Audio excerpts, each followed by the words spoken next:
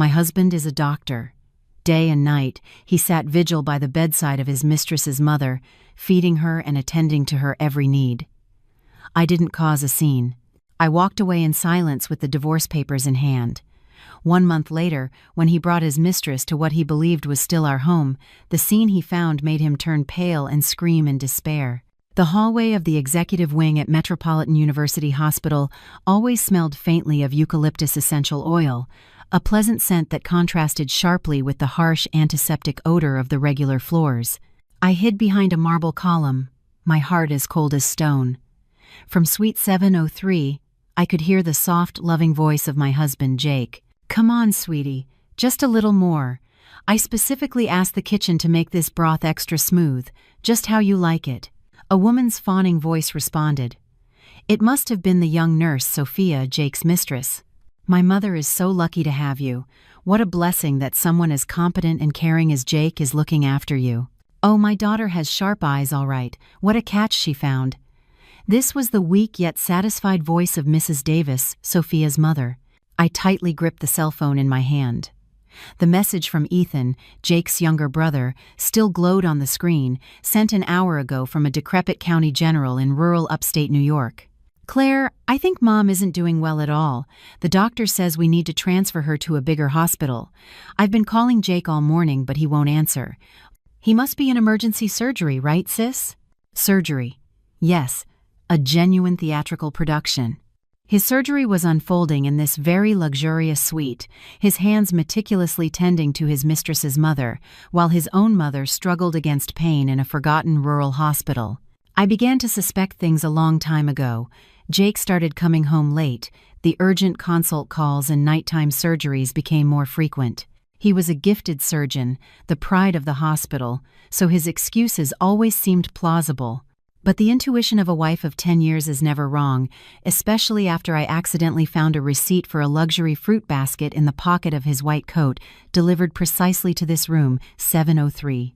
And now, here I was, seeing with my own eyes Jake, dressed in the pale blue shirt I had ironed for him, his sleeves neatly rolled up, carefully peeling a crisp red apple.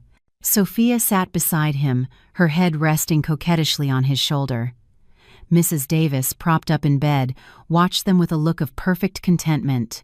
A picture of the perfect family, so perfect it was nauseating. I inhaled deeply, trying to suppress the tremor rising from my chest. Pain, betrayal, contempt, a toxic cocktail of emotions that choked me. There was a time I would have burst into that room screaming, shattering their hypocritical scene. I would have slapped that woman and ripped the mask off my damn husband. But not now. I watched them through the crack in the door. The way Jake looked at Sophia, his smile wasn't forced. He was enjoying this farce. Jake's career, his reputation, that was what he valued most.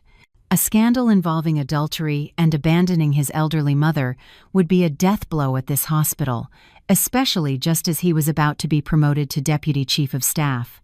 An intelligent woman does not seek revenge through violence. Only those with nothing to lose do that. I still had much to lose: my honor, my family's standing, and most importantly, the opportunity to reclaim everything. I turned on my heel and walked away silently. The happy laughter from Suite 703 faded behind me. I wasn't going to make a scene. I would let them enjoy their final moments of bliss. Because the real performance was about to begin, and I was the director. Instead of causing a scandal, I chose a more discreet corner at the end of the hall, a place from which I could observe the door of 703 unseen. What I needed was evidence, not a pointless argument. Tears solve nothing. Only logic and meticulous preparation would help me in this battle. I turned on my phone camera and set it to zoom. My hands were shaking, not from fear but from rage. I had to take several deep breaths to steady my aim. About 15 minutes later, the room door opened. Sophia stepped out first, gripping Jake's arm. They whispered something, and she stood on tiptoes to give him a fleeting kiss on the cheek, a kiss of thanks, a kiss of victory. I pressed the shutter. The photos of Jake's profile and Sophia's satisfied smile came out crystal clear. They didn't leave immediately. They stood by the door while Jake gave a few final instructions to a nurse, and Sophia mentioned she was going to discard a small trash bag. Jake waited. I knew this was my chance. Calmly, I emerged from my hiding spot and walked toward the elevators. As I passed him, I accidentally dropped my purse. Several lipsticks and a small mirror rolled across the floor. "Oh, I'm so sorry," I murmured, just loud enough for him to hear. Jake turned, startled. When our eyes met, I saw a flash of panic, but he masked it quickly. He was an excellent actor. "Claire, what are you doing here?" He bent down to pick up my items. His voice sounded slightly strained. "I came to visit an acquaintance. Didn't you say you had surgery all day?" I looked him straight in the eye. My voice was chillingly calm. "Ah, the operation finished early. I just dropped by to check on a patient before heading out." Jake was clearly nervous. He wasn't used to lying to me so clumsily. "Ah, yes. The patient in this room?" I asked, pointing to 703. "You seem awfully concerned about them. Is it a colleague's family member?" Just then, Sophia returned. Seeing me, her pretty face instantly contorted. She recognized me as Dr. Jake Anderson's wife, whom she had seen several times at the hospital Christmas party. Jake was frozen between the two of us. The air grew thick. I smiled a perfect social smile. I accepted the purse from his hands. "Well, I won't interrupt you with your patient any longer. I'm leaving now. Don't be late for dinner." I didn't give them time to say anything else and turned away. Even inside the elevator, I felt Jake's gaze fixed on my back. He was scared, but I wasn't finished yet. I didn't go to the parking garage. I went to the ground floor and walked out into the hospital garden. I sat on a bench and turned on my phone. I didn't review the photos I'd just taken. I opened the audio file I had discreetly started recording when I began the conversation with Jake. His nervous voice, his clumsy lies, his guilty silence when Sophia appeared, everything was recorded. I calmly saved the file and renamed it Judgment Day. Then I searched my contacts for Mr. Harrison's number. I called, and he answered almost instantly. "Mrs. Anderson, how can I help you?" Mr. Harrison's voice was always clear and professional. He was my family's longtime attorney. "Mr. Harrison, I need your help," I said, taking a deep breath.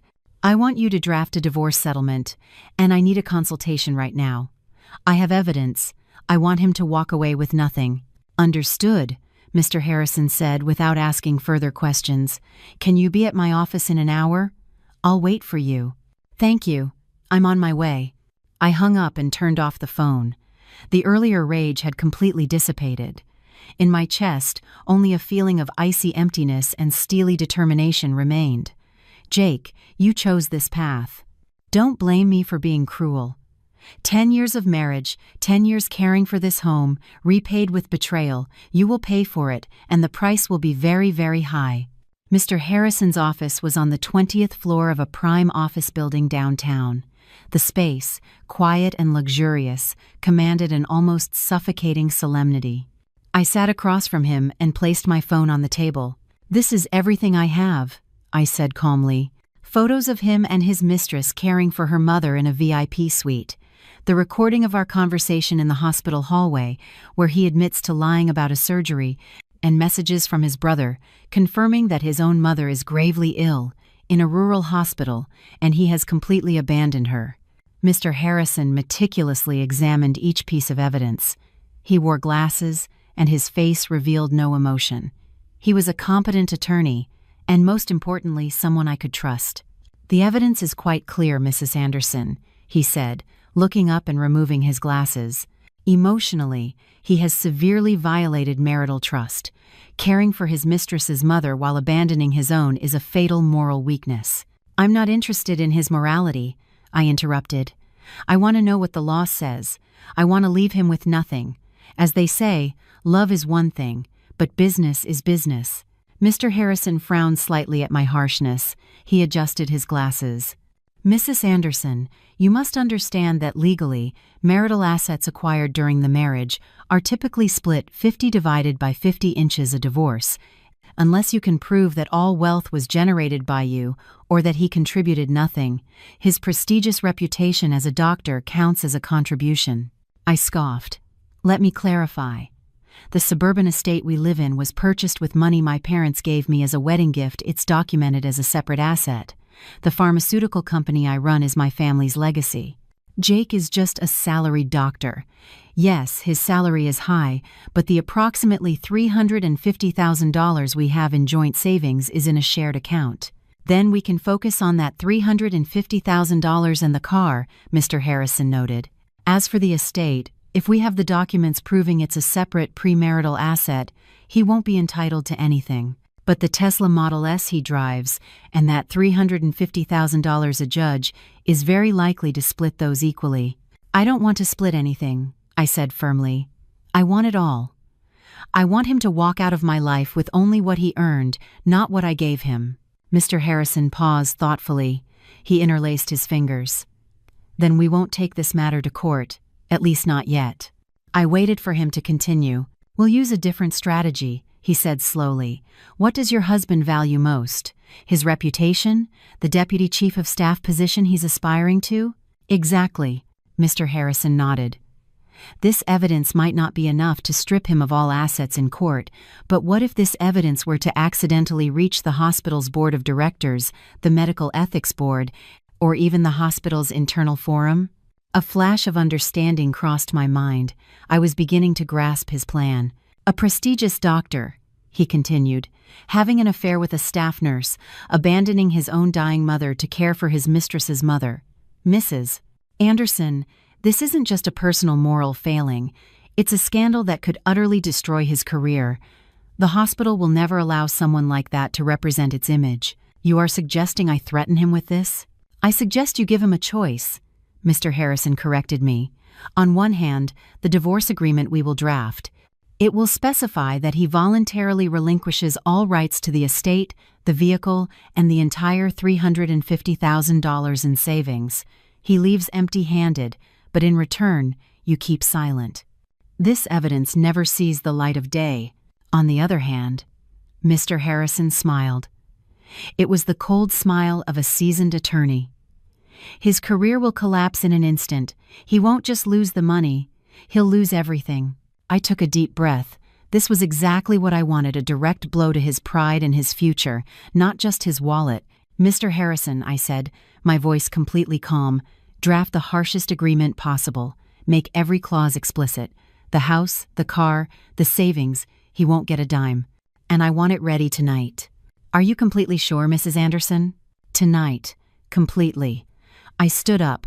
I won't spend another second under the same roof as that man. I returned home at dusk. The estate was silent and cold. I turned on the living room lights. The usual warm yellow glow now felt alien. I didn't prepare dinner. I brewed a pot of chamomile tea, sat on the sofa, and placed the faxed divorce agreement from Mr. Harrison on the coffee table. At 10 p.m., the familiar sound of Jake's Tesla Model S engine resonated outside. He was back, probably after dropping Sophia off and enjoying a pleasant dinner with her, only then remembering he had a wife waiting. The door opened, and Jake walked in. He looked tired. He loosened his tie. "Still awake?" he asked, as if nothing had happened. "I had a very complicated surgery. I'm exhausted." Surgery again. What a blatant lie. I didn't answer. I just watched him in silence. He must have noticed something strange in my gaze because he stopped. He looked at me, then down at the coffee table. "What is this?" he asked, frowning. "Something you should read," I said, my voice glacial. Jake approached, picked up the papers, and the words "divorce settlement agreement" hit his eyes. I watched his face shift from exhaustion to surprise, and then to a deathly pallor. He flipped through the pages one by one, his hands shaking as he read. When he reached the asset division section, which read, "Spouse B, Jacob Anderson, voluntarily waives all rights to marital assets, including the suburban estate, the vehicle, and the entirety of the savings," he snapped his head up abruptly. "Are you insane?" he shouted, throwing the papers onto the table. "You've lost your mind. Who do you think you are to demand this? This house. These savings are my blood and sweat." "Your blood and sweat?" I scoffed. It was the smile he hated most. "Or the blood and sweat you shed caring for your mistress's mother?" I continued, my voice sharp and clear. "You told me you were operating, but you were really with her in suite 703.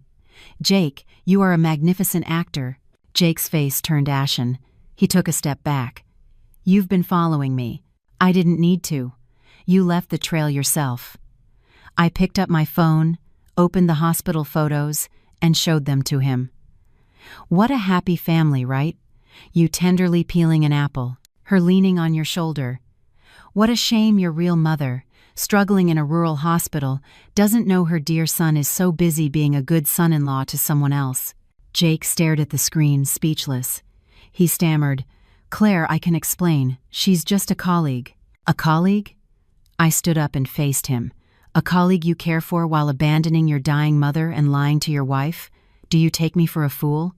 What do you want?" he shouted, trying to regain his composure. "What's the point of making a scene? Divorce, fine, but assets are split. This house is marital property. You still don't understand?" I pointed back to the agreement. "You sign this, you walk away voluntarily and empty-handed, and I keep silent.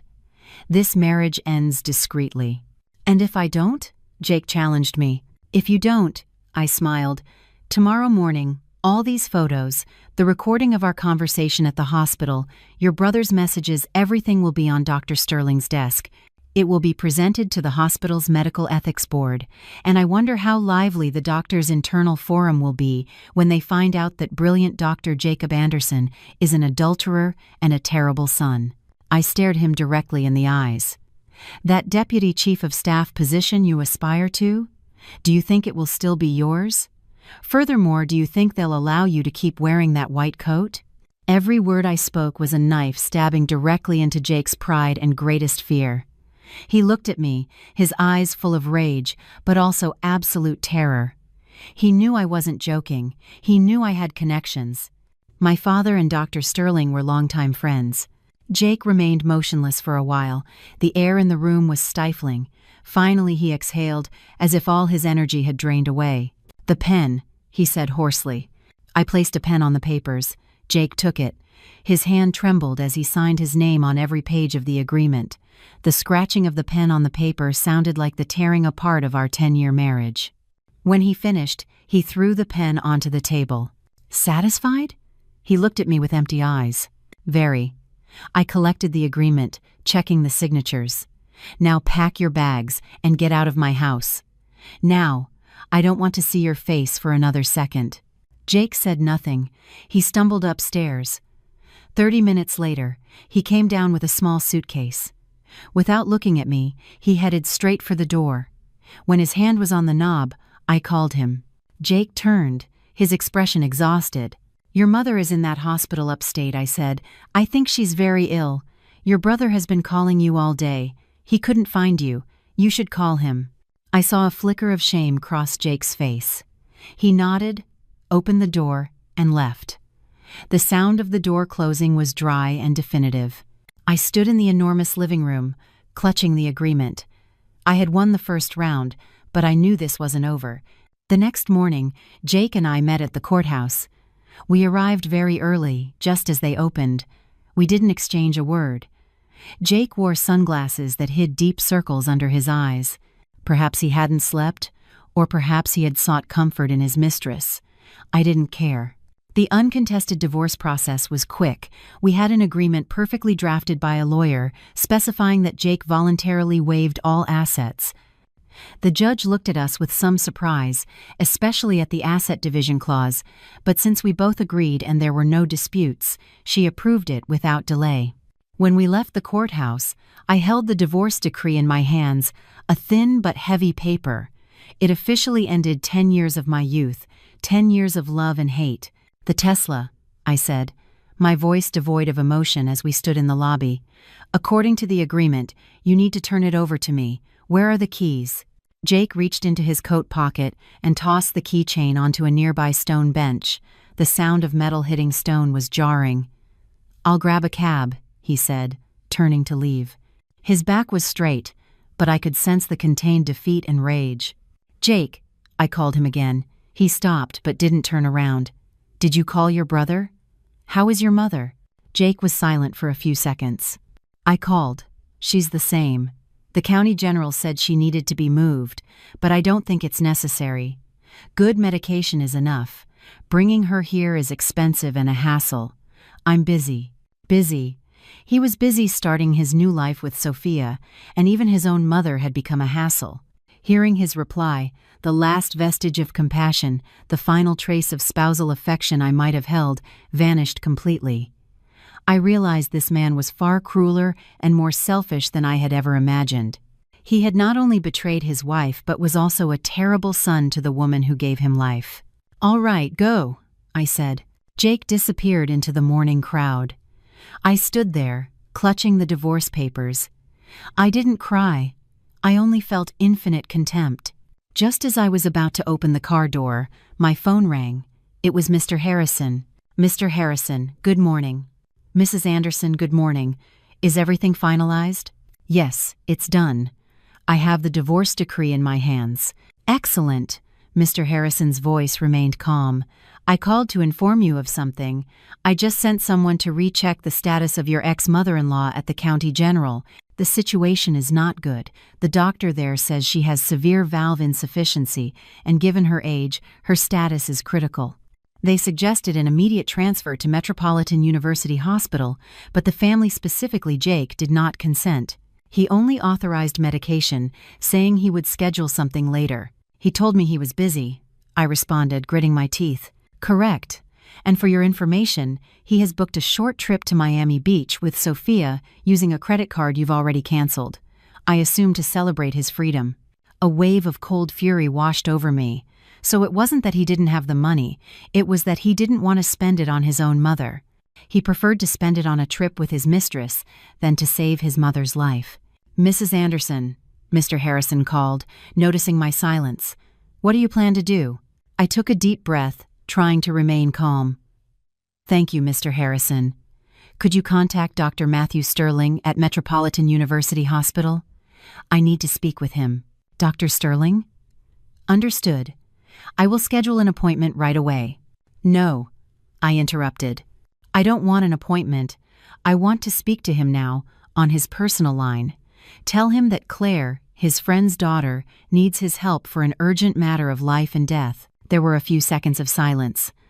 "Understood. Please hold." I stood next to the Tesla, the car that once symbolized Jake's success, and was now mine. I looked at the dense traffic. "Jake, you threw everything away yourself, and I am going to collect everything you scorned, including your mother." "Hello, Claire, my dear."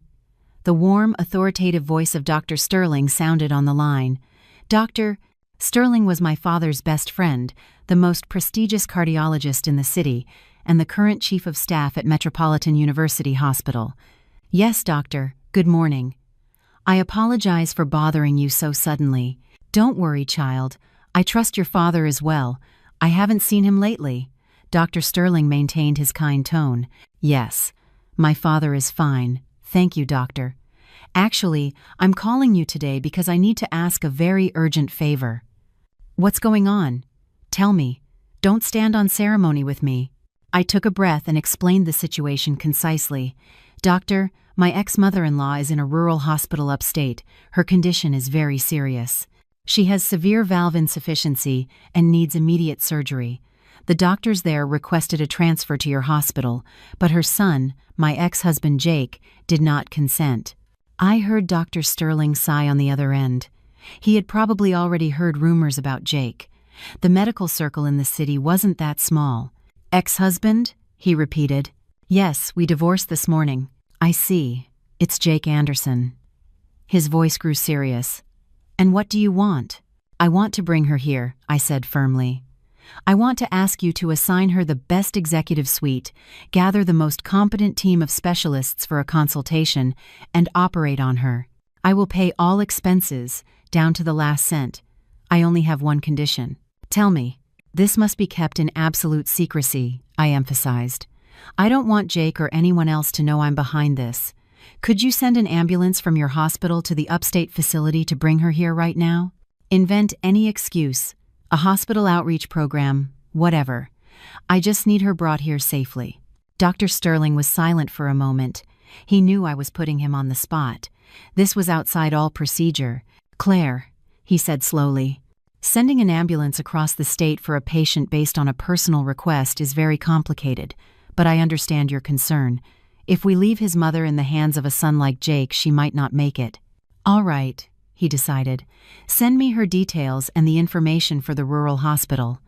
I will personally call the director there and request an emergency transfer under the pretext of a specialized consultation. I will send a competent medical team in the ambulance to pick her up. The vehicle will leave in about 3 hours. Don't worry. Doctor, thank you so much. Tears suddenly welled in my eyes. It was the first time I had cried since discovering Jake's infidelity.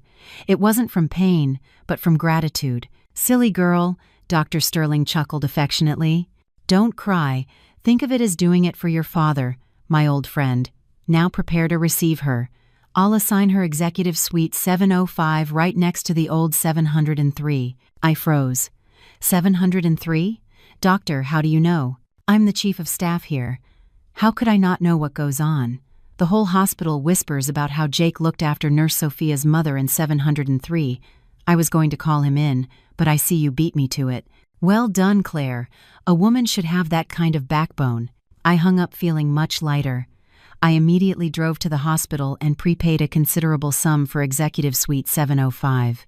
I demanded the best service, a dedicated nurse, nutritionist, designed meals, and most importantly, security. I was going to be the dutiful daughter-in-law his mother deserved, a role the man who abandoned his own mother for his mistress could never fill. My ex-mother-in-law, Patricia, was a sweet woman. In the 10 years I was her daughter-in-law, she never raised her voice to me. She deserved much better. And I wasn't doing it just for her. I was doing it for me. This was the first step of my revenge, a plan far more sophisticated than simply taking Jake's money. I was going to make him pay for his indifference and his cruelty. I was going to make him live the rest of his life tormented by grief and regret. At 3 p.m., my ex-mother-in-law, Patricia, arrived at Metropolitan University Hospital. I was already waiting in the lobby. When the ambulance doors opened and I saw the skeletal, pale woman on the gurney, I felt a knot in my stomach. Mom, I approached and took her dry hand. Patricia slightly opened her eyes. Recognizing me, a faint smile formed on her lips. Claire, dear, what are you doing here? I'm so tired. Don't say anything, Mom, I interrupted. It's me. I've brought you to the best hospital. Rest easy. She was taken directly to Executive Suite 705. The room, spacious, bright, and fully equipped, was night and day compared to the rural hospital. Dr. Sterling immediately assembled the best cardiology team to begin a consultation. After the doctors examined her, I entered the room. Patricia was slightly more conscious. Claire, how did all this happen? She asked weakly, holding my hand. The doctor there said I needed to be moved, but Jake said it wasn't necessary. How did you bring me here? This must cost a fortune. I smiled and tucked her blanket around her. Don't worry about that, Mom. Jake has been very busy at the hospital lately and can't keep track of everything. As your daughter-in-law, it's my duty to take over when he can't. My father is friends with the director here, so they gave us a big discount. It's not that much money. I had to lie. I didn't want her to worry. Patricia looked at me with eyes full of gratitude. You are such a good daughter. Jake was so lucky to marry you. I'm sorry, dear. He seems like a different person lately. Don't say another word, Mom. I put a finger to her lips. Now you just need to focus on recovering. We'll talk about other things when you're well. I've hired a caregiver, Mrs. Jenkins. She'll attend to you 24 hours a day. She cooks wonderfully and is very attentive. But the doctor says that in the first phase of treatment, you need absolute rest, and calls or worries could affect your heart. If it's okay with you, I'll hold your phone until you're more stable. Patricia nodded. Yes, dear. I don't have anyone to call now anyway. Only Ethan back home, and he's busy too. You keep it. All right. I pocketed the phone. Now sleep a bit. I'll stay by your side. I wanted her to receive the best treatment in the best conditions without anyone bothering her. That night, I sat by her side and peeled an apple for her, the same fruit, but a completely different atmosphere from Suite 703 the day before. Claire, Patricia suddenly asked, is something going on between you and Jake? My heart clenched, but I smiled. Mom, why do you ask? I just feel it. You aren't the same as you were before. Jake has changed so much, and you, his wife, you're a better child to me than my own son. I feel so bad for you. I placed the apple slice on the plate. "Mom, all marriages have their ups and downs. Jake is a brilliant doctor. The work pressure is immense, and sometimes he neglects the family a little. Don't worry about it. Just focus on recovering now. If you get well, I will be happy." Patricia looked at me with red-rimmed eyes. She didn't say anything more, but I knew deep down she understood everything. I stayed with her late into the night and only went home when she was fast asleep. Before leaving, I gave Mrs. Jenkins strict instructions. "Mrs. Jenkins, aside from the doctors and me, if anyone comes to visit, call me first. Do not let anyone in, even if they claim to be family. Understood?" "Perfectly, Mrs. Anderson." I left the hospital and breathed the cool night air. Everything had just begun. "Jake, I'm sure you're having a great time in Miami Beach. Enjoy it while you can, because when you return, you will discover that you have not only lost your wife and your assets, but also your mother in a way you can't even imagine." The old estate, filled with 10 years of memories with Jake, now felt cold and too large. Every corner reminded me of him, his lies, his betrayal. I couldn't continue living there. The next day, I called a realtor. I decided to lease the estate. Thanks to its prime location and luxurious interior, it was quickly leased to an expat family for a very high price. The rent would cover Patricia's medical expenses and my new life. At the same time, I used my personal savings, earned at the pharmaceutical company before meeting Jake. I bought a luxury condo in the Hudson Point Tower residential complex. It was a newly constructed high-rise with impeccable security, modern facilities, and most importantly, far enough away from that past. I didn't take much: some clothes, some books, and the only wedding photo I hadn't dared to throw away, not because love remained, but to remind myself of my foolishness over the last 10 years. I tossed it into the deepest drawer of my new closet. My new apartment was on the 30th floor and had a balcony overlooking the river. From here, I could see the city's nightscape, with lights shining like jewels. I poured myself a glass of wine and stood on the balcony, breathing the fresh air. This was the first night I felt truly free. No more long nights waiting for a husband, no more cold dinners, no more suspicion or pain. Meanwhile, across town, Jake and Sophia were also starting their new life. After leaving empty-handed, without a house or car, Jake had to rent an old apartment on the outskirts with the little salary he had left. Of course, he wasn't alone. Sophia moved in with him immediately. She was exultant with her victory. The man she admired, the brilliant doctor, was now all hers. Sophia bragged to her friends that Jake had chosen love over material things. She didn't know, or pretended not to know, that Jake had chosen her because he had no other option. According to the information Mr. Harrison passed on to me, who still had someone monitoring Jake, their life wasn't as idyllic as they imagined. The rented apartment was small and hot. The luxurious Tesla had been replaced by Sophia's beat-up old Honda. Jake, accustomed to me handling everything, now had to do it all himself. They started arguing. If I had exposed them, he wouldn't even have his job right now. They thought that by signing the divorce, everything was over. They thought Jake had lost his assets but saved his reputation and won true love. They were wrong. For me, reclaiming the assets was only the first step. The real war had just begun. I looked at my phone. Almost a month had passed. Dr. Sterling informed me that Patricia's health was recovering very well after the surgery. The wound had healed, her heart was stable, and she could take short walks around the room. I smiled. The time had come. The moment for Jake to know he still had a mother, and the moment for Sophia to know that the price for stealing another woman's husband was far more than living in a small apartment. I called Mr. Harrison. "Mr. Harrison, the time has come for the prodigal son to learn where his mother is." After nearly a month of specialized treatment and care, Patricia had recovered miraculously. From a skeletal, pale, elderly woman on the brink of death, she now had a healthy color. She could walk around the room herself and chatted cheerfully.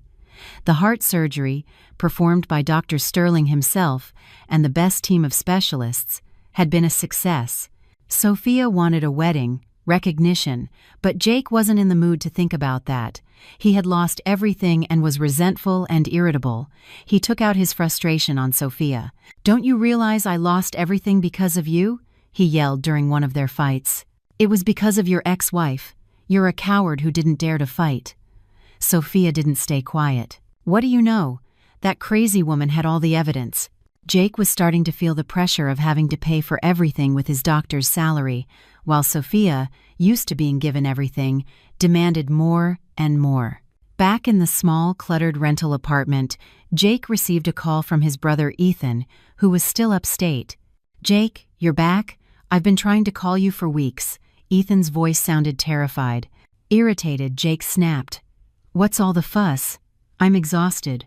What is it?" "Mom disappeared, bro." Jake froze. "What? Disappeared? She was at the county general." "That's the strange thing. When I went to visit her, a nurse told me she had been transferred to a bigger hospital. I asked where, and she only said a very nice ambulance from Metropolitan University Hospital came for her. I thought you had organized everything and relaxed. But yesterday I called you, and you said you knew nothing. I rushed back to the county general and asked again. They showed me the transfer papers signed by the director there and Dr. Sterling from Metropolitan, but they said it was a special consultation case, and they didn't have the patient's details. Now I'm at Metropolitan looking for her, but no one knows anything about a patient named Patricia Anderson. Bro, where is Mom?" Jake started to truly panic. He had abandoned his mother, but she was still his mother. If she had really disappeared, he wouldn't know what to tell his relatives. "Calm down. Where are you now?" Jake yelled, but his voice was already trembling. "I'm at the entrance of Metropolitan Hospital. Come right now, please." Jake ignored Sophia, who was yelling questions about what was happening, and grabbed the keys to her Honda. He sped out of the house toward the hospital. "This was my plan. I had asked Dr. Sterling not to register Patricia's information in the general system. She was admitted under a different name, in a confidential medical record directly supervised by the Chief of Staff. Only I, Dr. Sterling, and the medical team treating her directly knew. That's why Jake's brother Ethan couldn't find her no matter how hard he searched. And of course it was Mr. Harrison who ensured the news reached Ethan by chance. He had asked an acquaintance at the county general to casually mention to Ethan how indifferent his brother was and that no one knew where their mother had been moved. Jake arrived at the hospital, his face pale. He met Ethan, who was sitting nervously by the entrance. "What happened? Did you find her?" "No. I searched the whole hospital. There is no patient with our mother's name. Everyone says they haven't admitted anyone by that name." Jake started to get angry.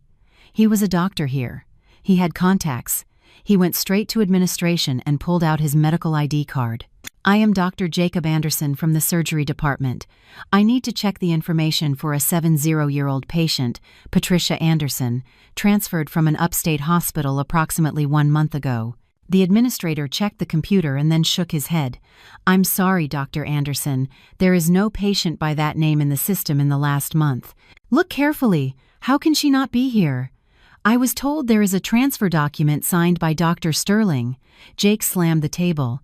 "Doctor, please calm down," the administrator said awkwardly. "Documents signed by the Chief of Staff are confidential. We do not have access to them. You, from this hospital, know the procedures better than anyone. If you wish, you can go to the Chief of Staff's office and ask directly." Jake froze. He couldn't see Dr. Sterling. Dr. Sterling was my father's friend. With the divorce and recent rumors, he couldn't face him. He stumbled out. He felt helpless. He realized that after leaving me, he had lost all his contacts and his support network. Now he was just an ordinary doctor. "Bro, what now?" Ethan sobbed. "Where could Mom have gone? What if something bad happened to her?" "Shut up," Jake yelled. "I'll think of something." But what could he think of? He started asking his former colleagues, the nurses he knew. But after Sophia had already spread the rumor that Jake had been left by his ex-wife for infidelity, everyone now looked at him with pity, or even contempt. No one wanted to help a fallen man. Jake collapsed onto a hospital bench. For the first time in his life, he felt genuine fear. His mother had disappeared. His career was unstable, and his love life was full of arguments. He had lost everything. Jake and Ethan spent 2 days searching in vain. They even went to the old neighborhood where Jake and I lived to ask if I knew anything, but the estate was locked up tight. They wandered to the corner market, run by Mrs. Perez, a lifelong neighbor who had seen us since Jake and I got married. "Are you looking for Claire?" Mrs. Perez asked, sipping her coffee. "She moved ages ago. I think she leased the house. She lives in the Hudson Point Towers now." "Mrs. Perez," Ethan asked cautiously, "do you know where our mother is now? She's sick and disappeared." Mrs. Perez looked at the two brothers and sighed. "Disappeared? Your mother is living like a queen. I thought you had arranged everything, Jake." Jake was stunned. "What do you mean, Mrs. Perez? Do you know where my mother is?" "Last week, my back was hurting," Mrs. Perez recounted. "Claire drove me to Metropolitan University Hospital. She's a great girl, not like the rumors say. She took care of me from start to finish. When we finished, she told me to wait a moment. She was going to visit her mother-in-law. Since I was curious, I went up to see." Mrs. Perez continued. "Good heavens, your mother, Mrs. Anderson, was in one of the best executive suites.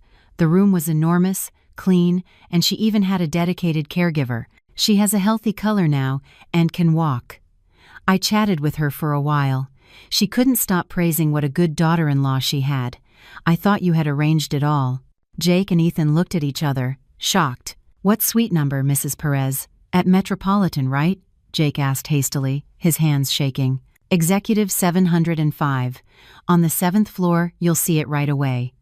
Come on, drink some water and go see her. It's a joy to have a daughter-in-law who cares for her like that." Mrs. Perez didn't notice Jake's expression. Jake, without taking the water, dragged Ethan to the car and drove like a maniac. He couldn't believe it. Claire had done all this. Why? After taking everything from him, why was she doing this to humiliate him? Jake rushed up to the 7th floor. He didn't need to ask for directions. He had worked here. He knew it well. 705. The wooden door was slightly ajar. Jake pushed the door and froze at the scene before him. His mother, Patricia, was sitting in a velvet armchair with a thin wool blanket over her knees. She was watching television, and beside her, the caregiver, Mrs. Jenkins, was carefully arranging a plate of multicolored fruits. Patricia was a different person. She had healthy color and neatly combed hair. She had gained at least 10 pounds since she was at the county general. "Mom," Ethan called softly and then burst into tears, running to hug her. Patricia was startled, but then grew emotional. "Ethan, son, how did you know I was here?" Jake was rooted to the doorway. He looked at his mother, at the room. It was the most expensive executive suite. A single day here cost more than his monthly salary. Everything was top quality. "Jake, you came too?" Patricia called to him, happy to see him. "Come closer. Oh, you look so thin." Jake entered the room as if in a trance. He looked at his mother and couldn't say anything. He had a lump in his throat. He was a doctor and knew how well cared for she was. The surgery scar on her chest, which he assumed was for her heart, was healed. That healthy color was the complexion of a fully recovered person. "Ma'am, who are these two gentlemen?" Mrs. Jenkins stood up, interposing herself between the strangers and Patricia. "They are my sons," Patricia introduced them happily. "This is my eldest, Jake. He works as a doctor at this hospital. And this is my younger son, Ethan." Mrs. Jenkins said, "Ah," and looked at Jake with a strange expression. It wasn't the look of respect for a doctor, but one of contempt. "Good morning," Mrs. Jenkins said in a cool voice. "Thank you for coming to see your mother." "Mom," Jake finally managed to say, "what are you doing here? Who brought you?" "Claire, who else?"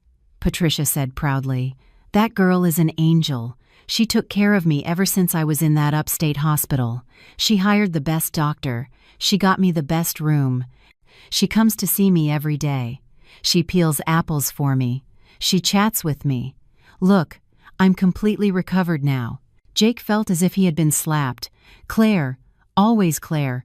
Just then, Mrs. Jenkins spoke loudly, as if to ensure Jake heard her. "Your mother is right. I've been working as a caregiver for many years, and I've never met anyone as good as Mrs. Anderson. She cares for her with incredible diligence. She paid hundreds of thousands of dollars of the hospital bill out of her own pocket. Every day she tells me to prepare this and that, all nutritious food. Yet, I haven't seen a hair on your head even once." Mrs. Jenkins didn't mince words. Mrs. Anderson also warned me, she continued. She said that after the heart surgery, your mother needed absolute peace, not to be disturbed by anyone. I suppose now that she's better, she allowed you to be notified. Jake stood there, consumed by extreme shame and guilt. He remembered the words he had spoken at the courthouse. Bringing her here is expensive and a hassle. I'm busy. He had abandoned his mother. His ex-wife, whom he had betrayed, had saved her and given her a new life. This comparison shattered Jake. He was a terrible son, a horrible person. Compared to Claire, he was nothing. Jake, what's wrong with you? You're so pale. Patricia worried. The image of his mother, healthy and vibrant in the luxurious executive suite, and the scornful gaze of the caregiver, repeated in his head over and over. Shame, guilt, and a slight hint of rage. Why had Claire done this? What did she want to prove? That she was a saint and he was trash? He kicked the door open. The apartment was a mess and smelled of last night's takeout. Sophia was sitting on the sofa, legs crossed, a cucumber mask on her face, grooving to music from her headphones. You're back. She pulled off her headphones, and seeing Jake's thunderous expression, she grew annoyed. Why the long face? Did you find your mother? Yes, Jake replied dryly, throwing the keys onto the table. Well, there you go. Where is she? Is she all right? Sophia asked, her voice lacking any real interest as she focused on filing her nails. Jake slumped into a chair, gripping his head. Where to even begin? Mom is at Metropolitan, in Executive Suite 705. Sophia snapped her head up. What? A VIP suite? Are you crazy? Where are we going to get the money to pay for that? Are you going to sell my Honda? No, Jake said wearily. Claire did everything. Sophia jumped up, nearly knocking over the nail polish bottle. What? That woman? Why would she do something like that? She paid the hospital bill, Jake said, his voice flat. Mom says she handled everything, the heart surgery, the dedicated caregiver, the hundreds of thousands of dollars for the bill. She did it all. The air in the room froze. Sophia looked at Jake with a mixture of suspicion and rage. The jealousy she had suppressed for so long erupted. I knew it, she shouted. I knew that woman wouldn't do a good deed for free. She has a motive. She wants to use your mother to keep you tied down. She wants to show me that she's rich and noble and I'm nothing. What nonsense are you talking about? Jake yelled. You're defending her? Sophia glared at him. You're still defending the ex-wife who threw you out on the street? Jake, are you stupid? Can't you see? She's humiliating you. She's humiliating me. She wants everyone to know you're a terrible son who abandoned his elderly mother, that your ex-wife saved her, and that I'm a homewrecker who doesn't care that her mother-in-law is sick. Sophia's words hit Jake's core. That was exactly what he had felt moments ago, but when Sophia verbalized it, it took on another meaning. He didn't want to admit he felt humiliated. She saved my mother. You should be grateful, he tried to reason. Grateful? Sophia sneered a venomous mockery. Grateful that she stole your right as a son? Grateful that she made you look like a coward in front of your own mother? How do you think your mother will see you when she recovers? She'll be eternally grateful to her ex-daughter-in-law, and she'll see me as the enemy. Jake froze. He hadn't thought of that. He was only submerged in his guilt. No. Sophia paced the room. I won't let her get away with it. You are your mother's son. You have to reclaim your right to care for her. You can't let her do whatever she wants. Reclaim her? How? Jake was exhausted. Who pays the hospital bill? Who pays the caregiver? We don't even have the money for this month's rent. I don't care. Sophia threw the nail polish bottle onto the table. That's your problem. You're a doctor. You have contacts. You can't let your mother stay there.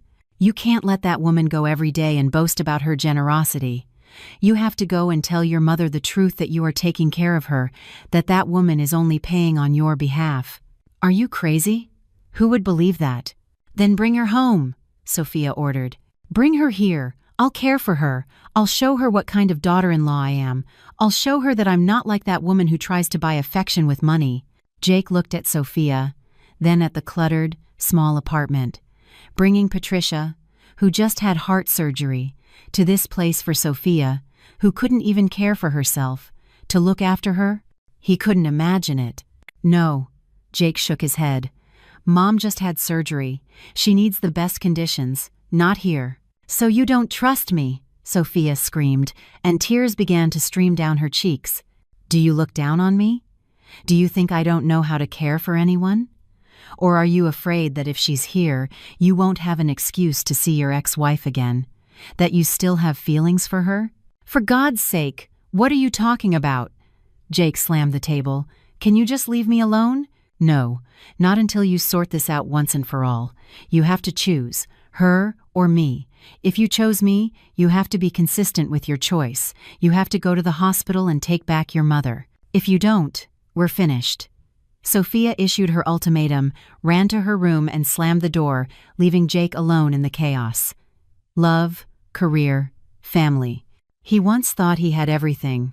Now he had nothing left. He was trapped, not knowing where to turn. The Cold War between Jake and Sophia continued. Jake still had to go to work at the hospital, but his mind couldn't focus. He walked past the 7th floor hallway and glanced towards 705, but he didn't dare enter. He was afraid to face his mother, afraid of Mrs. Jenkins's gaze. He was also afraid to face me. He was afraid I would look at him with the smile of a victor, seeing him as a loser. He didn't know I was deliberately avoiding that moment. I knew he had come. Mrs. Jenkins had informed me of everything, from Jake's shocked face to Ethan's attitude and Mrs. Jenkins's disapproval. My plan was progressing smoothly. When Jake returned home, the atmosphere was still tense. Sophia hadn't prepared dinner, and the house was even messier. Jake was irritable but didn't know what to do. He was trapped.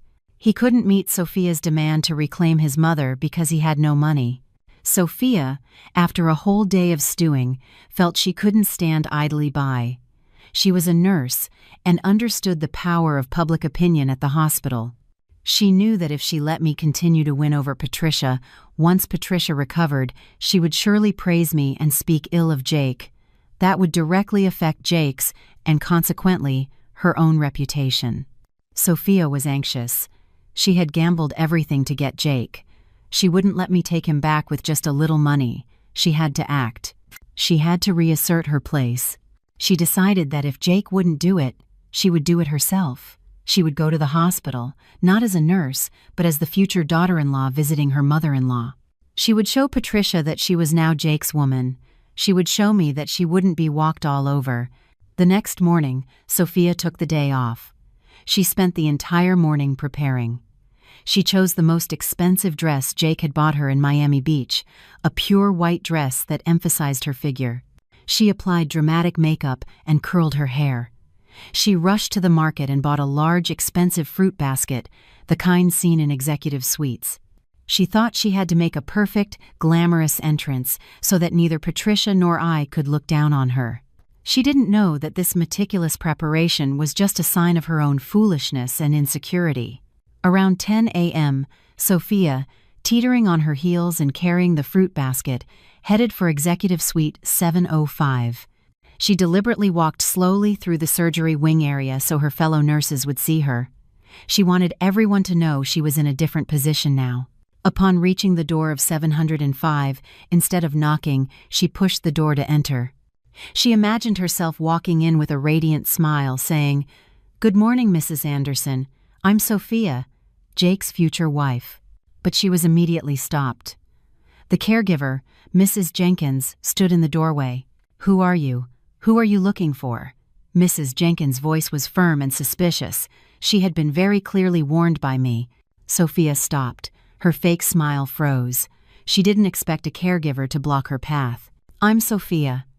I'm here to visit Dr. Jacob Anderson's mother." Sophia tried to regain her confidence, lifting her chin. "Step aside, please." "You're here to visit Mrs. Anderson?" Mrs. Jenkins said, crossing her arms. "I'm sorry, miss. My boss, Mrs. Anderson, has given instructions that anyone wishing to visit must have her permission. Have you called her?" "Claire." Sophia gritted her teeth. "Claire again. What right did she have? She was just the ex-wife." "I am Sophia," she puffed out her chest. "Jake's fiancée. I'm here to visit my future mother-in-law. What does that woman have to do with it? Ma'am, are you a caregiver or a guard dog?" "Watch your mouth, miss," Mrs. Jenkins snapped. "I work here. I follow the rules of the person who hired me. Mrs. Anderson pays, so she makes the rules. Fiancé, you say? Mr. Anderson didn't introduce you yesterday when he and his brother came." From inside, Patricia heard the commotion and asked worriedly, "Mrs. Jenkins, what's going on?" "Nothing, ma'am. Someone just has the wrong room," Mrs. Jenkins called back. Sophia grew even angrier. Being humiliated by a caregiver in the hospital hallway, in plain sight of her colleagues. It was an affront. "I don't care," Sophia forcibly pushed Mrs. Jenkins. "I'm coming in. I'm Sophia, Jake's future wife," she yelled, trying to force her way inside. Mrs. Jenkins blocked her again, and the expensive fruit basket fell to the floor, scattering apples and grapes everywhere. "What is this commotion? What is all this noise?" An authoritative voice resonated. Dr. Sterling appeared at the end of the hall in his white coat. He was accompanied by other doctors on his rounds. Of course, this appearance was no coincidence. I knew Sophia would act. I had asked Dr. Sterling to casually pass through this area at 10 a.m. "Chief of Staff?" Sophia immediately recognized Dr. Sterling and was startled, but still raised her voice. "Chief of Staff, look at this woman. I just wanted to visit Dr. Jacob Anderson's mother, and she won't let me in. She pushed me." Dr. Sterling looked Sophia up and down. His gaze was cold. He had seen all kinds of people and knew perfectly well what this scene meant. "Nurse Sophia from internal medicine, correct?" he said calmly. "This is the executive wing. Absolute silence is required. The patient in suite 705 has just had heart surgery. She cannot be agitated. You are a nurse. You should know better than anyone." "I know, but I'm family," Sophia argued. "Family?" Dr. Sterling frowned. According to patient Patricia Anderson's medical record, the sole guardian and responsible party is Mrs. Claire Anderson. She has asked the hospital to guarantee the patient's absolute rest. "Who are you to the patient?" "I am Dr. Jacob Anderson's fiancé, her son's fiancé," Sophia shouted, as if this were a magic word. Dr. Sterling scoffed a sneer Sophia would never forget. "Fiancé? We don't work with those titles in this hospital. We work with the law. Mrs. Anderson has the authority. Furthermore, Dr. Sterling lowered his voice. "Are you aware that Dr. Jacob Anderson has been put on administrative leave?" This sentence was like a lightning bolt to Sophia. She was in shock. "What? Administrative leave? Why?" "That is an internal hospital matter. But I advise you, Doctor." Sterling pointed at Sophia. "Not to loiter where you don't belong, and to return to your department. Disturbing the hospital order is a serious offense." Dr. Sterling turned to Mrs. Jenkins. "Mrs. Jenkins, continue your work. I have already alerted security. No one not on Mrs. Anderson's list is to enter under any circumstances." "Yes, Chief of Staff." Mrs. Jenkins bowed her head. Dr. Sterling and the doctors left, leaving Sophia alone in the hallway. The glances of her passing colleagues were full of whispers and pointing fingers, some pitying, others delighted. She, so elegantly dressed and made up, now stood amidst a pile of scattered fruit, a pathetic and humiliated figure. Sophia couldn't bear it. She screamed, turned, and ran out of the hallway, trampling the fruit. I was on a nearby staircase, witnessing the entire performance. I smiled. This drama was perfectly executed. And most importantly, the clear, high-definition security camera in the executive wing hallway recorded everything. I pulled out my phone and called Mr. Harrison. "Mr. Harrison, it's time to secure that video and draft a letter." That very afternoon, I obtained the video from the hospital security camera. I placed this video alongside the previous evidence. The photos of Jake tenderly caring for Sophia's mother in 703, the recording of him lying to me, and Ethan's messages demonstrating that Jake had abandoned his own mother. I had a perfect collection, but I wasn't in a hurry. An effective attack must be surprising and lethal. I didn't want to act myself. I wanted them to crumble from their own actions. I began to draft a letter. To the esteemed members of the Medical Ethics Board and the Board of Directors, I wrote, "I am a concerned hospital employee who wishes to remain anonymous. Recently, a series of deeply regrettable events have occurred that seriously affect our hospital's reputation and medical ethics, and I began to tell the tale. It was a chillingly detailed anonymous complaint. I didn't write it in the emotional tone of a betrayed wife. I wrote it in the tone of an outraged medical professional. I began by praising Metropolitan University Hospital's long tradition of medical ethics. Then I laid out my case. I stated that while Dr. Jacob Anderson neglected his duties to care for his mistress's mother, his own mother was gravely ill in a rural hospital, abandoned by him. I presented the messages and the medical record from the County General as evidence. I posed the question, can a doctor who callously abandons his own mother possess the ethics to treat patients? And the final blow. I presented the video from that very morning. I wrote that after Dr. Anderson and Nurse Sophia were discovered by his ex-wife, Nurse Sophia, far from being ashamed, had become even more brazen. That very morning, in the executive wing hallway, she had stormed into suite 705, where the ex-wife was caring for her former mother-in-law, causing a scene and agitating a post-operative heart patient. The complete security camera video recorded everything. I concluded, the unethical actions of Dr. Jacob Anderson and the disruptive behavior of Nurse Sophia are causing enormous outrage among the medical staff. We urge the Board of Directors and the Ethics Board to investigate and deal with them severely to restore professionalism and integrity to our hospital and uphold the honor of the white coat. I reread the letter. It was perfect. Every sentence pointed directly at Jake's weakness, his reputation and his career. I didn't send an email. I printed the letter. I placed all the evidence, the video, the photos, the recording on a USB drive. The next morning, I hired an anonymous courier service to send a package directly to the chairman of the hospital's ethics board, and an identical one to Dr. Sterling's office. Dr. Sterling would know what to do. The storm was coming. Now I just had to wait.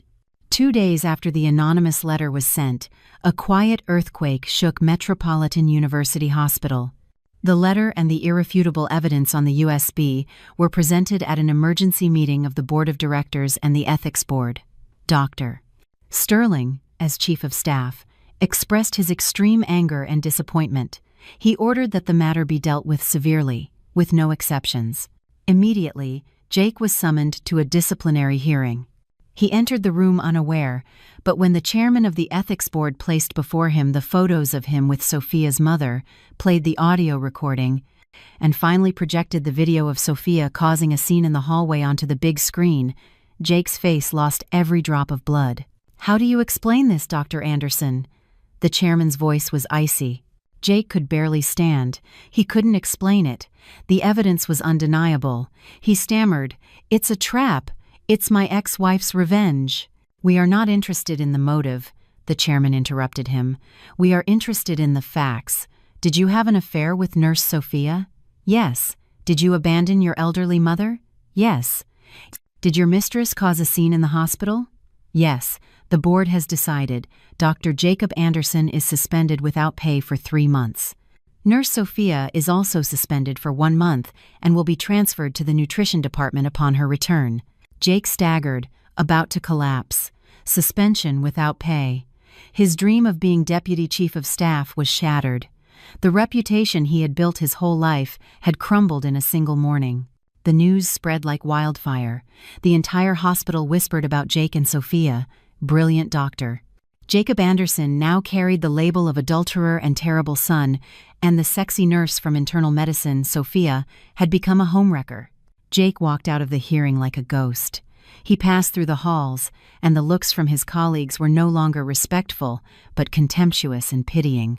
He didn't have the courage to return to his department. He got on Sophia's Honda and rushed home. He needed someone to blame.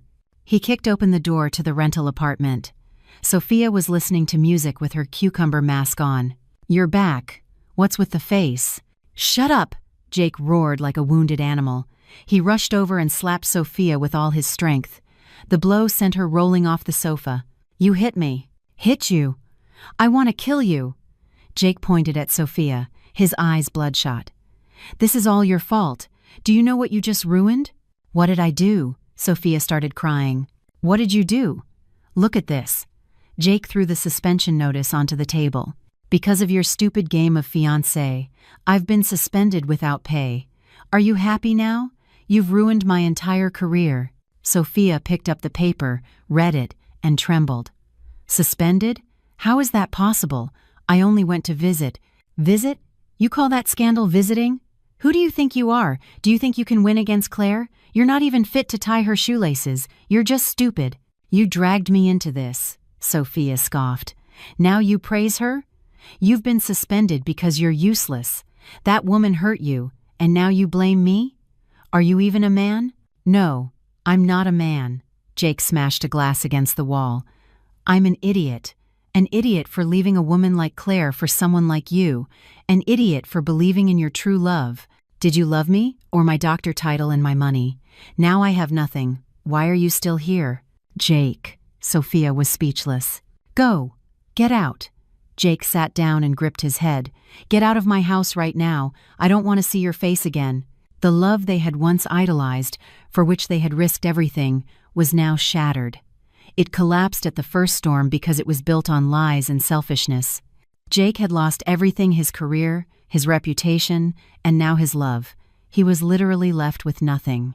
I learned the news from Mr. Harrison. I only smiled. This was not yet over. This was just the appetizer. Jake and Sophia had a monumental fight. Sophia cried and packed her bags, but in the end she didn't leave.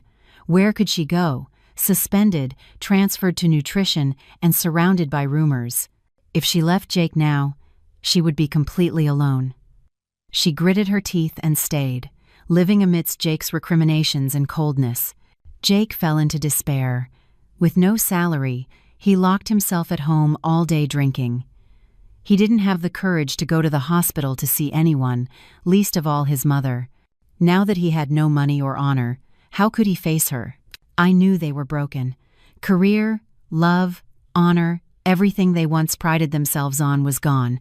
It was time for me to deliver the final, most cruel blow. I went to the hospital to visit Patricia. Her health had fully recovered. Dr. Sterling told me she could be discharged the following week. I walked into Dr. Sterling's office. He was waiting for me. Doctor, good morning. Dr. Sterling smiled. Your mother-in-law has recovered. She can leave next week. What do you plan to do? I looked at Dr. Sterling, my gaze firm. I can't take her home right now, doctor. I need to ask you one last favor. I knew it. He sighed. What else are you planning? Jake has been suspended. Don't you think that's enough, Claire? I want him to pay for being a terrible son. My voice turned cold. He lost his career, his love, but he still has his mother. I want him to experience what it's like to lose everything, even the last chance to be a good son. Dr. Sterling frowned. What are you going to do? My pharmaceutical company just developed a new generation of surgical sedatives, I said. A controlled dose can induce a state that mimics clinical death. Body temperature drops, the pulse is nearly undetectable, and breathing is imperceptible. There is a specific antidote. Dr. Sterling was shocked. Claire, are you crazy? That's too dangerous. I can't do that. I trust you. I looked him directly in the eye. You are the best cardiologist. You know how healthy Patricia is. If you supervise it personally, there will be no risk. I just need you to put her in a deep sleep for about 30 minutes. For what? So Jake can come and see his mother one last time, I said, my voice like ice. Claire! Dr. Sterling was horrified. Do you realize how cruel this is? Cruel? I scoffed. When he left her in that upstate hospital to die, was he not cruel? I just want to teach him a lesson he will never forget. I want him to live the rest of his life with the guilt of having caused his mother's death. Dr. Sterling looked at me with a complex expression. He saw an unshakable determination in my eyes. He sighed and leaned back in his chair. You are just like your father. Once you make a decision, no one can stop you. All right, I'll help you, but only this once, and you assume all risks. Thank you, doctor. I bowed my head. When? Tomorrow, I said, when he's at his most desperate. I left Dr. Sterling's office. The plan was ready. I called Mr. Harrison. Mr. Harrison, the time has come. Leak the news that Mrs. Anderson's health has suddenly worsened, that she is critical and may not make it through the night. Ensure this news reaches Jake as naturally as possible." "Understood, Mrs. Anderson." The final performance was about to begin. The news that Patricia had taken a turn for the worse and was critical was deliberately spread. Mr. Harrison asked a few nurses who disliked Sophia to casually drop the rumor in the hospital cafeteria. The news eventually reached Jake's brother Ethan, who had stayed in the city to help Jake. Ethan, terrified, rushed to Jake's rental apartment, where Jake was drunk. "Jake, wake up! Mom is dying!" Ethan cried, shaking Jake hard. Jake, numb with alcohol, lifted his heavy head. "What are you saying? What's wrong with Mom?" "I just heard from some nurses. They say Mom suddenly got worse, that she's critical. She might not make it through the night. You have to go see her." Jake froze. His drunkenness vanished in a flash. He jumped up, staggering. "Impossible. Mom was fine. She was getting better." "I don't know. That's what they said." Just then, Sophia came out of the room, her eyes sunken. Hearing the news, she was also frightened. But amid the terror, a thought crossed her mind. This was her last chance. If Patricia was truly dying, if they arrived in time and pretended to weep, they could at least save some of their dignity. "Jake, calm down," Sophia said hastily. "We have to go to the hospital right now. We have to see her one last time. We have to show we care, understand?" Jake's mind was blank. He had lost his career, and now he was going to lose his mother. He felt like a complete failure, a sinner. The guilt and grief he had suppressed erupted. "Yes, we have to go," he repeated like a robot. "I have to see Mom." Sophia quickly pulled Jake along. They didn't have time to change. She was in wrinkled pajamas. Jake threw on a coat that reeked of alcohol. They called a cab and rushed toward the hospital in the middle of the night. They didn't know they were rushing directly into the last, cruelest trap I had set. Dr. Sterling and I had been in suite 705 for an hour. Before they arrived, Dr. Sterling had administered the sedative to Patricia. "Are you sure you want to do this, Claire?" he asked me one last time. "Completely sure, doctor," I replied without hesitation. "They have to pay." Patricia fell asleep very quickly. Dr. Sterling checked her vitals. Her pulse was slow and weak. Her skin was cool. Her face was serene, but pale. "All right," Dr. Sterling said. "The effect will last approximately 1 hour. I'll be in the on-call room next door. All monitors are connected to my room." 30 minutes is all I need," I said. Dr. Sterling nodded and left. I stood in a corner of the room. I turned off most of the lights, leaving only a dim glow from the hallway. The air in the room was cold. It smelled of death. Just then, hurried footsteps sounded in the hallway. The door to 705 burst open. Jake, Sophia, and Ethan rushed in. They froze in the doorway. Their mother, Patricia, lay motionless in bed. Her face was pale, her chest still. The heart rate monitor next to her was silent. Jake, with his medical instinct, was the first to react. He ran to the bed. Mom, open your eyes. It's Jake." He put his ear to her chest, trying to hear her heartbeat. Silence. The coldness of her skin made him shudder. He quickly searched for a pulse in her wrist. It was so weak, almost imperceptible. No pulse, no breath," he muttered like a madman. He placed his fingers under his mother's nose. There was no warm breath. "Jake, what's wrong with Mom?" Ethan asked, shaking. Jake raised his head. His gaze was utterly vacant. He just shook his head, soulless, and collapsed onto the cold floor next to his mother's bed. His body convulsed, and a primal groan of despair erupted from his throat. He was completely broken. Sophia, seeing the scene, let out a sharp cry. "It wasn't me! It's not my fault!" she screamed, and then she fainted in the doorway. The performance had reached its climax. Just as Sophia fainted and Jake collapsed, I stepped out of the shadows. I wasn't alone. Behind me came 2 nurses and Dr. Sterling, who had, coincidentally, arrived after hearing Sophia's scream. "Oh my God, Mom!" I cried, my cheeks already streaming with tears. I ran to the bed, but I looked at Jake. "Jake, Sophia, what are you doing here?" I screamed, pointing at his face. "Mom was sleeping. The doctor said she needed absolute rest. Why did you burst in here screaming? Why?" Jake was still in shock. I turned to Dr. Sterling, who was examining Patricia. Dr. Sterling held a stethoscope to her chest, frowned, and shook his head. "Doctor, how is my mother?" I asked, my voice trembling. Dr. Sterling looked at me, then at Jake.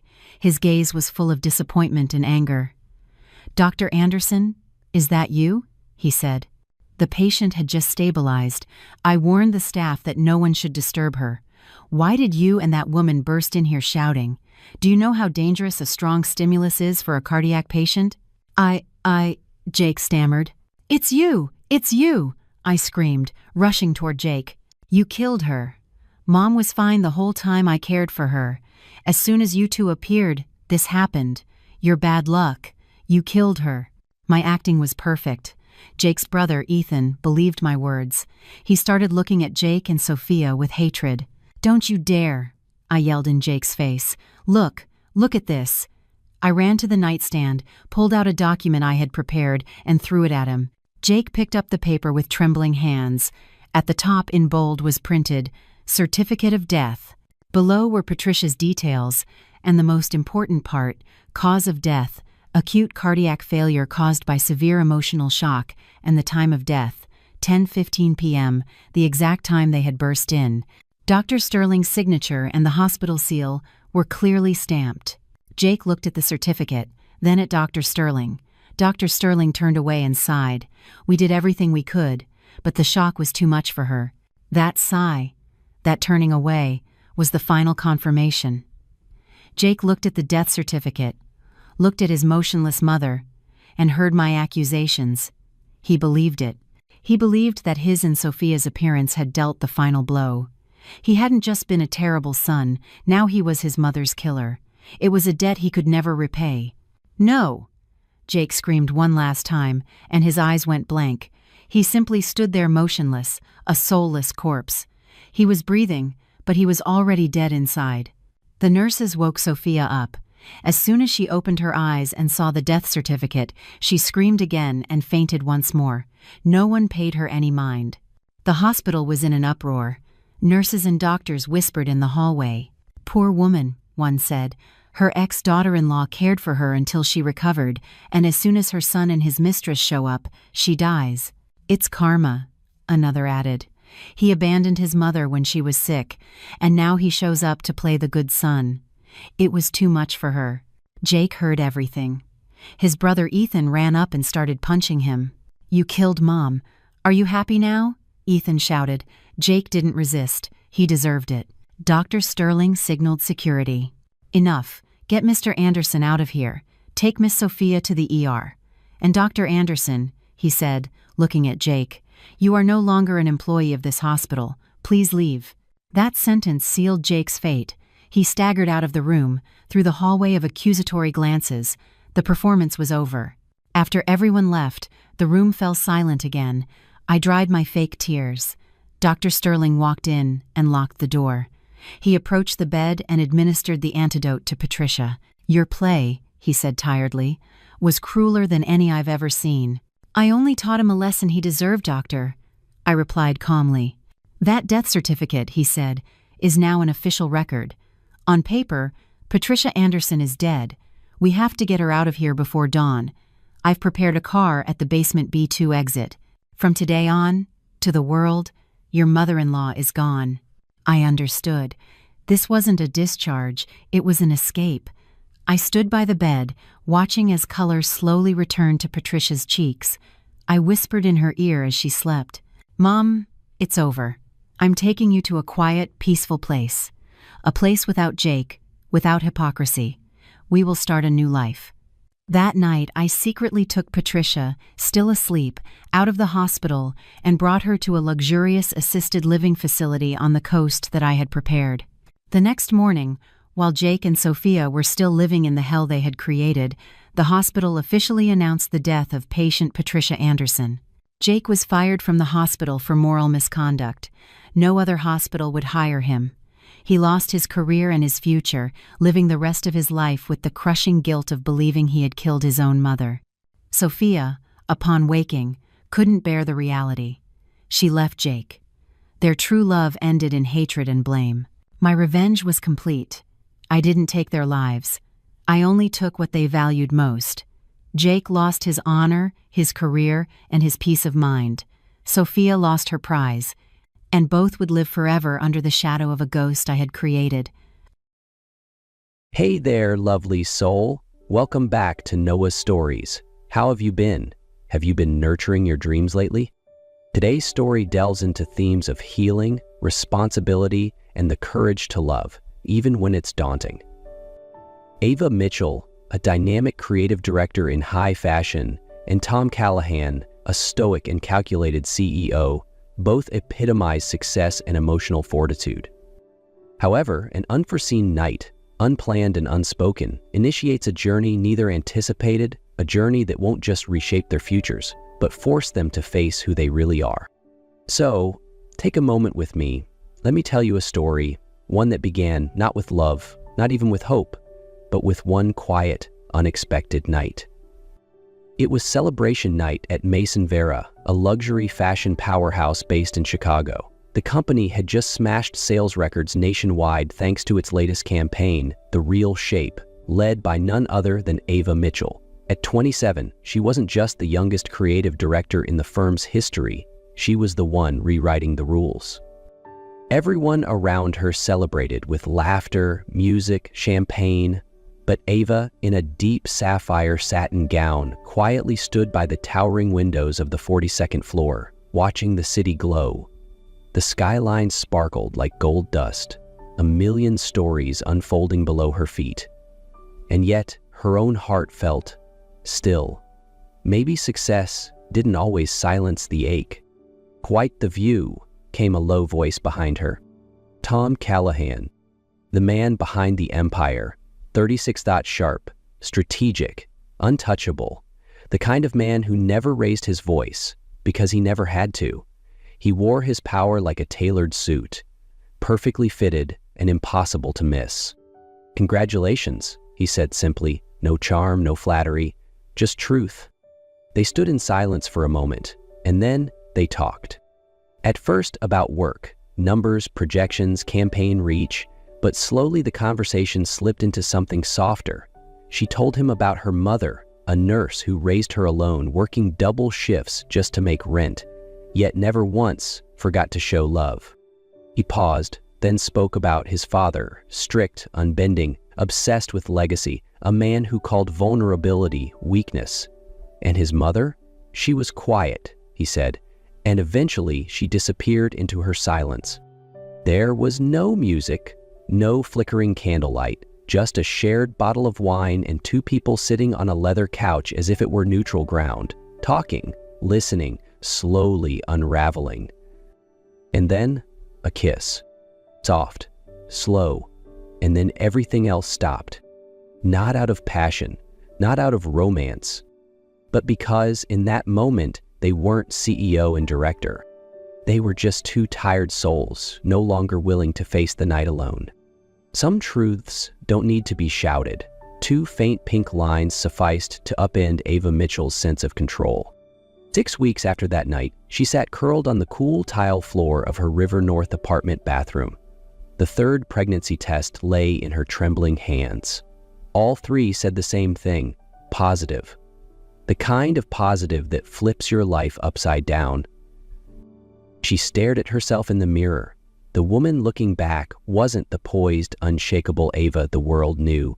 Her curls were undone, her lips pale, eyes wide with fear. "Mitchell women don't break," she whispered to her reflection. "We bend, then we rise." Her mother had raised her alone while working night shifts as a nurse.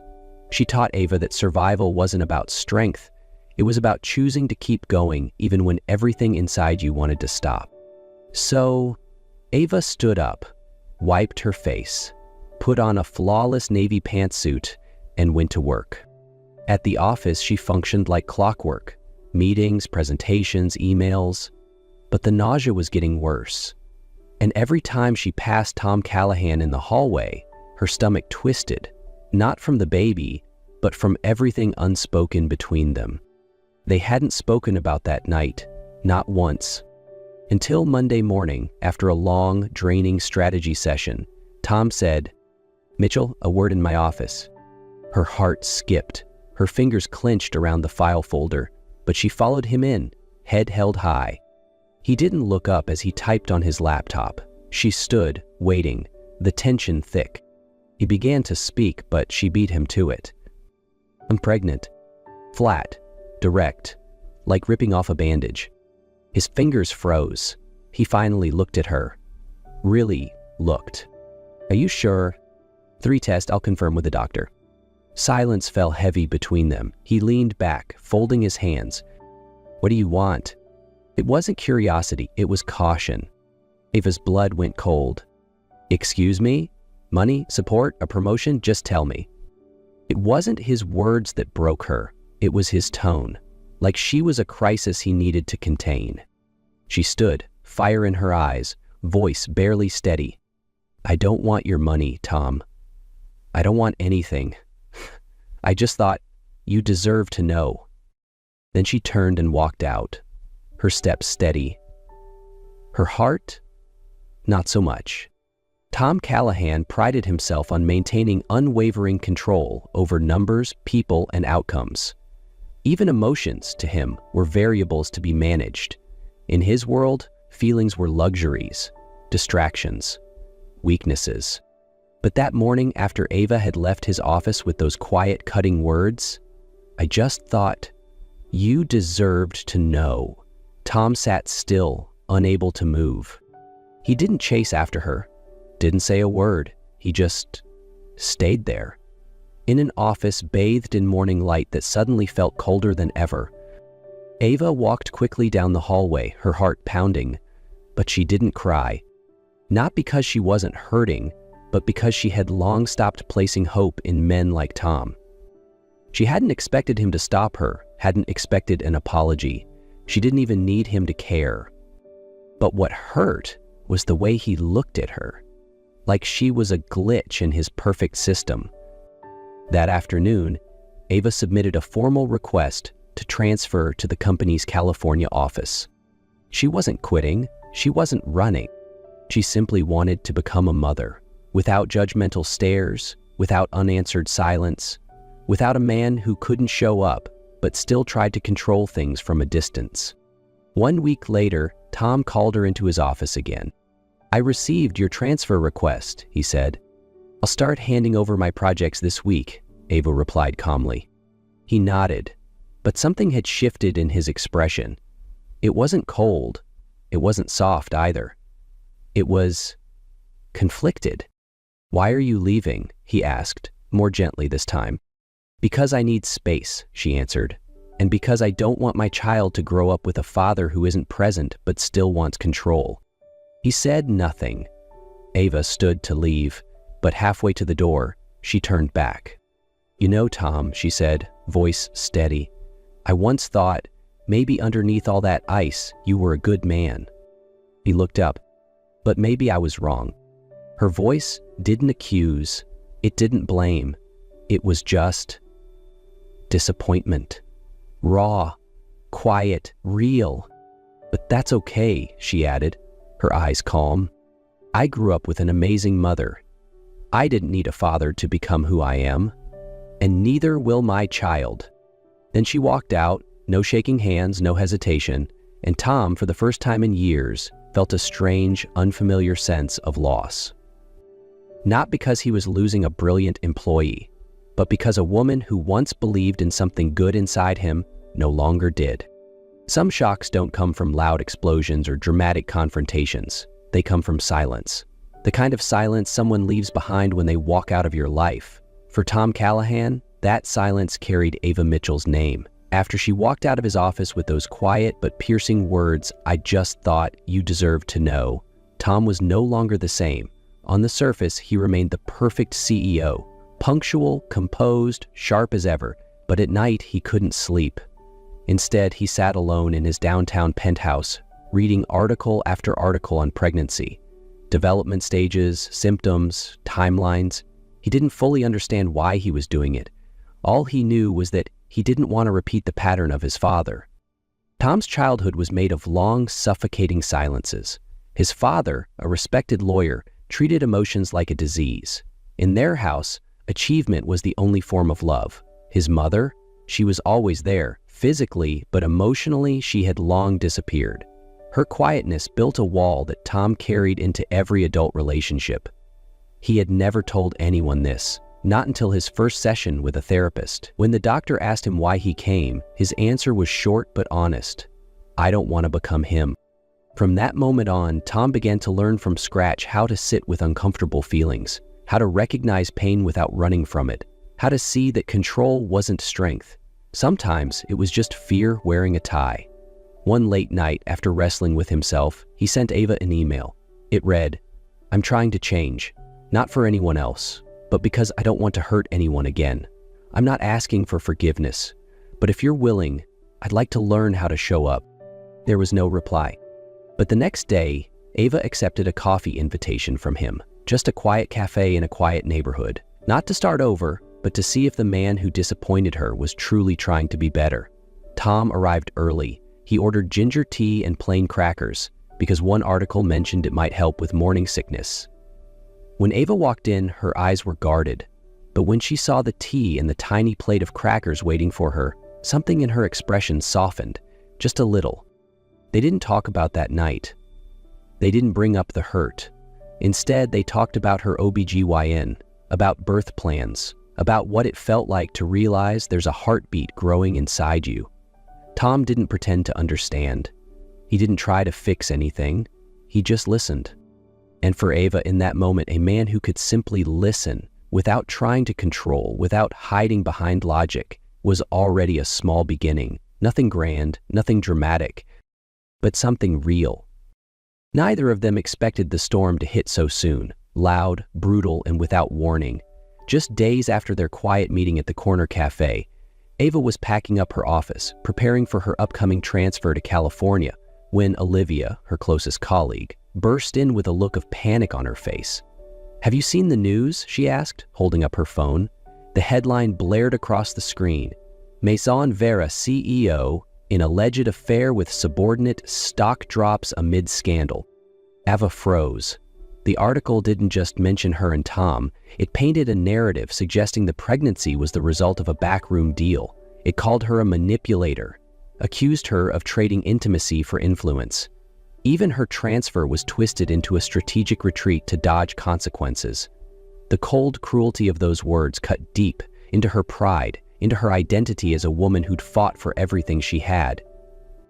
Her phone lit up with messages, calls, and anonymous comments flooding her inbox. But Ava didn't cry.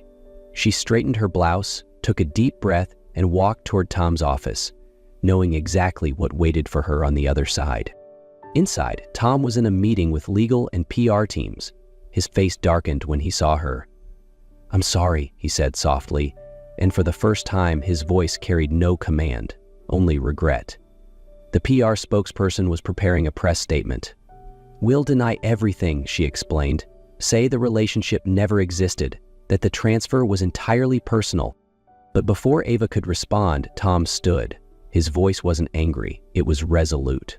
"No, we're not lying, we're not hiding, and we're certainly not going to let anyone shame the mother of my child." The room went still. Then he turned to Ava.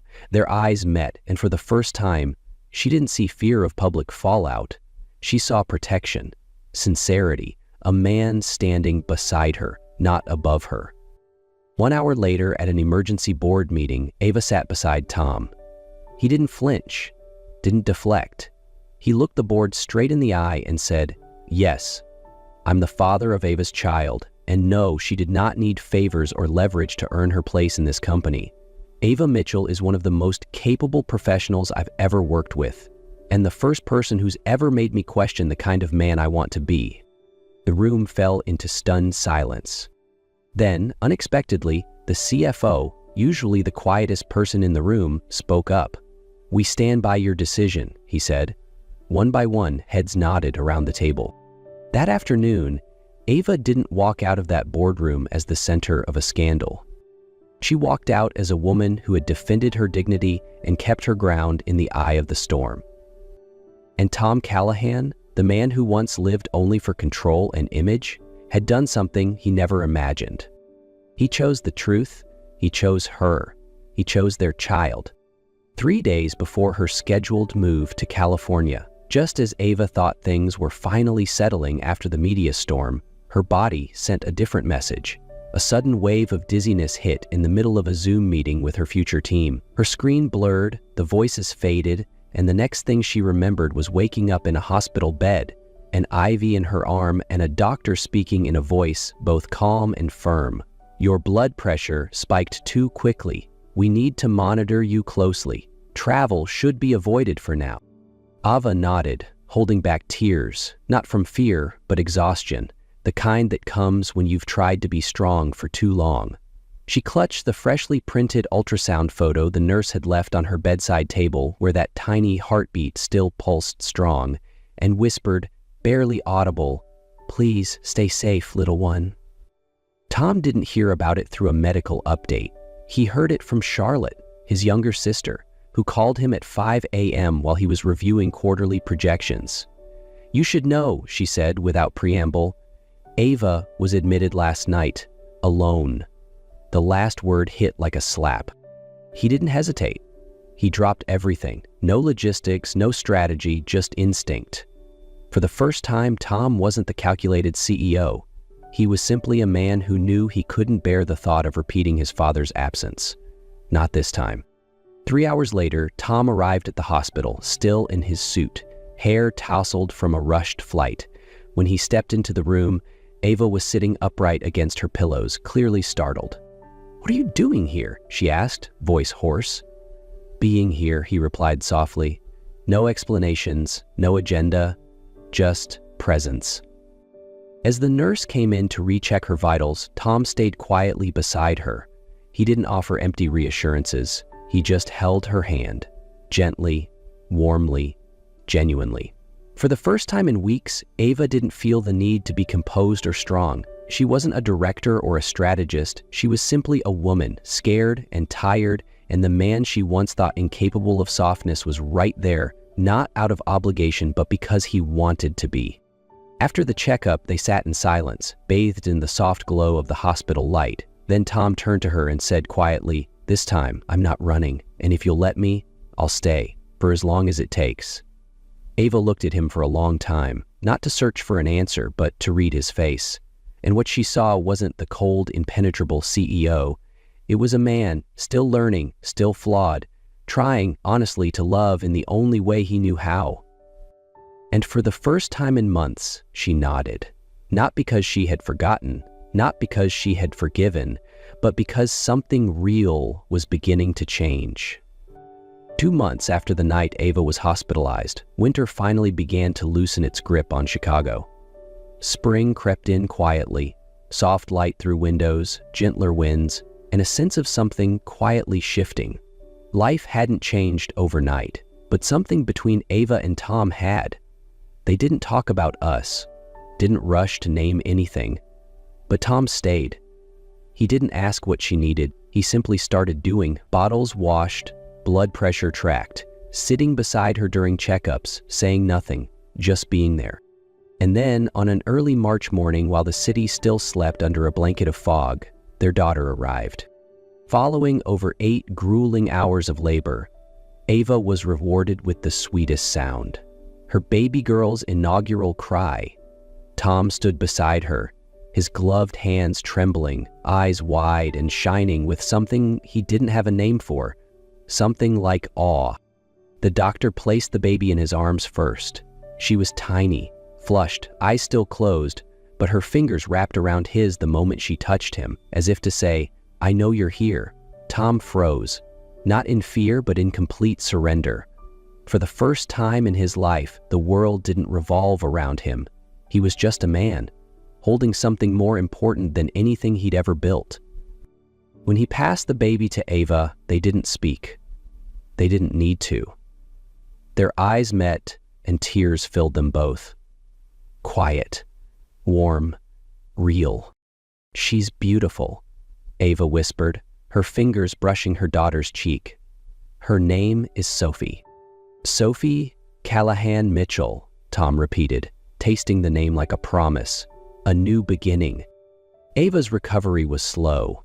Tom didn't leave. Not because he had to, but because something in him wouldn't let him be anywhere else. He changed diapers, learned to swaddle, took shifts holding Sophie while Ava slept. Sometimes he just sat quietly by the crib, listening to her breath and letting his world grow still for the first time. Ava didn't speak of the future. She didn't need to. There was still space between them, but something had softened. Each time she saw Tom hold their daughter, with clumsy hands and reverent care, something inside her softened too. It wasn't love, not yet, but it was trust. And for her, trust was everything. When they left the hospital, they didn't walk out hand in hand. They didn't kiss, but they walked side by side, like two people willing to try. Not for romance, not for the picture-perfect ending, but for a little girl with sleepy eyes and a name that meant clarity. Without rings or grand vows, a shared glance conveyed, "We'll embark on this journey, not flawlessly, but with all the goodness we possess." Thank you for staying till the end. If this story moves something inside you, let us know in the comments. And remember, love doesn't always begin with fireworks. Sometimes it starts with a whisper.